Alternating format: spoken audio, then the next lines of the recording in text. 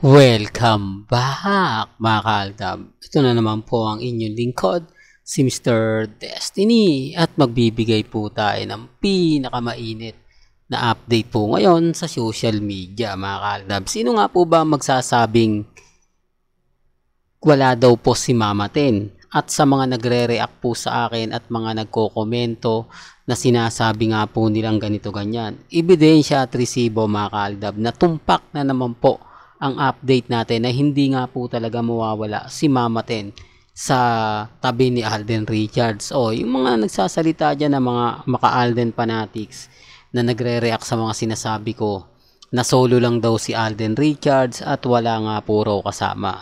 Di po ba? Pero ngayon naispatan na si Mama Ten. Bakit nga po kaya nagpahuli si Mama Ten?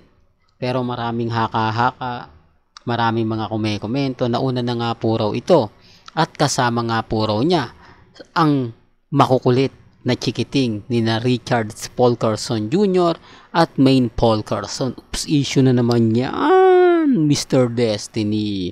Alam mo kaya ka nababash. Kaya ka lagi na pag-iinitan dahil rin sa'yo. Dahil sa mga sinasabi mong hindi namang kapanipaniwala.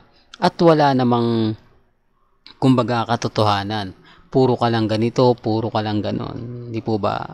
Well, ginagawa ko na po ito dahil alam ko, yun din at yun din po yung sasabihin nila. Alam ko, yung mga bitter po sa channel natin, yung lagi nagre-react, alam ko, ito yung sasabihin nila. Ito yung ibabato nila sa akin. Kaya nga sabi ko sa inyo, kampante lang po ako. Matatag. Di po ba? Sa dami ng ebidensya at resibo na magpapatunay nga po na kumbaga updated ako, talagang 101%, di po ba? Ang problema lang po mga kaaldab, may mga bagay-bagay po na relax ka lang, di po ba? Kampante ka lang. Sa dami ng mga sinasabi ng iba, sa dami ng mga pahayag po nila, abay, relax lang, di po ba? Gaya nga po ng pagpapakita ni Mama Ten, ebidensya at resibo mga kaaldab na kumbaga panalo po tayo lagi. Kaya lang, syempre, hindi ko naman po pipilitin yung mga taong ayaw maniwala. Hindi naman po pwede nating sabihin na sila pa rin, di po ba? Kaya nga sabi ko sa inyo, kampante ka lang, maging matatag ka lang. Sa dami ng ebidensya at resibo na binabato po natin sa Instagram, sa Twitter, sa Facebook, maging updated lang po kayo. Di po ba? Tapos sasabihin nila ganito, ganyan, etc. etc. Di po ba? Kaya relax lang po kayo. Sabi ko nga po sa inyo, yung mga nagsasabing fake news ako, lahat ng mga sinasabi ng komento, normal lang po yan. Di po ba? Tapos sasabihin nila na hindi raw totoo yung mga paliwanag ko, etc. etc. Okay lang po. Ito simpleng katanungan. Di po ba? Bakit kaya dyan nagpunta sina Alden Richards? Bakit nga po ba mas pinili nila na pumunta dyan? Di po ba? Sino nga po ba ang unang matutuwa? Di po ba? At sino nga po ba yung tinignan ni Alden Richards na natawa siya? Tignan niyo yung mata niya. Di po ba? Ibig sabihin bata. Di po ba? Kasi kung matangkad po, yung iba po yung paningin niya. Di po ba? Pansin niyo yung mata niya, pababa. Di po ba? Real talk, wala lang talagang boses mga kaaldab na mahuhuli. Pero pansin niyo rito paglingon niya. Pansinin niya mga kaaldab. Ayan di po ba? Pero gaya na sinabi ko, wala pong pilitan hindi po tayo namimilit. Kaya ang sabi ko sa inyo, may mga point mga kaaldab na relax lang, di po ba? Kampante ka lang. Sabi ko nga dito sa channel ni Mr. Destiny, kung ano lang po ang latest, kung ano lang po yung trending, kung ano lang po yung mga sinasabit pahayag, kabay kampante lang po kayo. Sa dami ng ebidensya po na nilalabas po ni Mr. Destiny.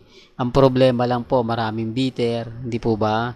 Maraming mga komento, di po ba? Tignan nyo naman kasi yung mata ni Alden, di po ba? Pagtingin niya doon pababa, Kaya nga sabi ko sa inyo, kung kasing laki po niya medyo kasing taas niya, ang mata niya diretso di po ba? Pero kapag mababa, yung mata niya, marami naman po talaga nakakaramdam, marami naman po talaga nakakaintindi sa mga ina-update natin, di po ba? Pero gaya ng sinabi ko, relax lang po kayo at maging kampante, di po ba? Sa ngayon mga kaaldab, masaya na po ako sa mga nababasa ko, sa mga nagko-komento po. Siyempre mga kaaldab, lahat naman po na nagko-komento sa akin, Ito po ay since 2015 hanggang 2019. Yung mga 2022, 2023, mura po ang inaabot ko dyan. Masasakit at maanghang na salita na hindi mo kayang tanggapin. Na hindi mo kayang, kumbaga, lalo na po sa Facebook. Grabe, pero okay lang. Hindi ko nga po dinidelete para lang klaro, para lang po sa kaalaman ng lahat. Kasi pagka dinidelete mo, sabihin nila, naku, apektado ka si Mr. Destiny. Never po akong nagdi-delete ng mga post ninyo. Masakit man yan, pananakot man yan, ano man yan. Okay lang kasi nag-effort po kayo di po ba? Nagtiyaga kayong magsulat, di po ba? Para i-post po sa akin. Nagtiyaga kayong maghanap ng mga pictures ni Congressman, ni Mengay, para ipakita po sa akin, di po ba? Pero okay lang, sabi ko nga po sa inyo, hindi po ako kumukuha ng simpatya sa mga baguhan lang. Hindi po ako kumukuha ng simpatya sa mga mamis, sa mga titas, sa mga senyor na ayaw pong maniwala sa akin. Na sinasabi nilang mag-move on ka na kasi kami, mga Alden fanatics na kami, mga main fanatics na lang. Wala naman pong pilitan. Kasi ano ko naman po yan kumbaga tanggap ko naman po na hati pa rin ang opinion natin. Pero darating naman po yung point na magsasama-sama pa rin po tayo. Hindi po ba? Pero bago nga po pala natin ituloy itong magandang update natin, kung bago ka lang sa channel na to, at isa kang true-blooded Aldab Nation na nagmamahal kina Mengay at Isoy, tama po ang channel na pinuntahan mo, kaya consider na po kitang bagong subscriber. At wag mong kalimutang i-share ang mga video po natin sa mga mami, sa mga titas, at sa mga senior. Remind ko lang po sa mga netizen, sa mga baguhan, may kita nyo naman po yung mga post sa social media. Tapos pag pinuntahan nyo naman po ako, same lang naman po kami. Wala naman po kaming pinagkaiba. Hindi naman po tayo yung tipo na ipipilit yung gusto natin sa kanila. Hindi po ba? Gaya nga po nito si Mama Ten walang nakakita po sa kanya na umalis siya mag-isa. Walang makakapag-post sa Facebook, sa Instagram, sa mga website na naispatan si Mama Ten sa airport sa NAIA. Di po ba na lumipad ng papuntang South Korea? Hindi, para lang klaro. Para lang po sa kaalaman ng lahat. Kaya nga sabi ko sa inyo, kung di yan, nauna na si Mama Ten.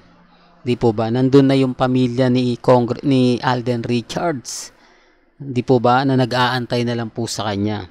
Tapos siya na mag-isang aalis. Di bonggang-bongga, di po ba? At bakit nga po kumalat na mag-isa lang si Alden Richards na umalis? Dati-rati wala namang ganyan, di po ba? Biglaan na lang yung alis niya. Tapos magpo-post na lang siya, di po ba? Pansin nyo, maraming makaka-relate nito. Yung punta niya ng January, yung uwi niya ng January 15, di po ba? Walang nakakaalam, wala man lang nakatunog sa NAIA na darating si Alden Richards. Pero alam na January 15, meron po siyang event sa Malabon, di po ba? Yung festival, kung saan nga po si Alden Richards yung talagang nagtapos. Ibig kong sabihin siya yung huling nagsalita na inabangan po naman talaga ng lahat. Sabi ko nga po sa inyo, 101% nag-abang din tayo doon. Kaya lang, yung pag-uwi niya ng NAIA, mga kaaldab, wala po kasi, ang sabi ng iba, January 14, nandito na sa Pilipinas si Alden. Kasi nag-gym pa di po ba? Pero sabi ko nga po sa inyo, eksaktong January 15 yon. Kasi bago siya pumunta dun sa event sa Malabon, kasi nga po, gabi naman po yun, na si Alden. Nag-gym muna siya. Yan ang isa sa sinasabi ko na kapag nandito si Alden sa Pilipinas, hindi po may iwasan na mag-gym yan. Hindi po ba? Kaya nga maraming sumisimpatya sa akin. Maraming nagsasabi na tama naman sinasabi ni Mr. Destiny. Kaya lang syempre maraming bitter. Hindi po ba? Maraming inis. Lalo na po pag nakakauna tayo ng update, gigil na po sila. Sasabihin nila, nako, fake news yan.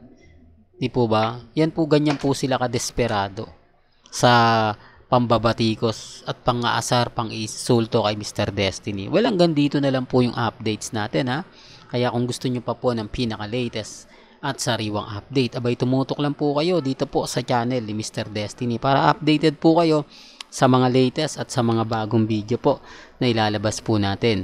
maya-maya lang. Hanggang sa muli, salamat po sa panonood at pakikinig.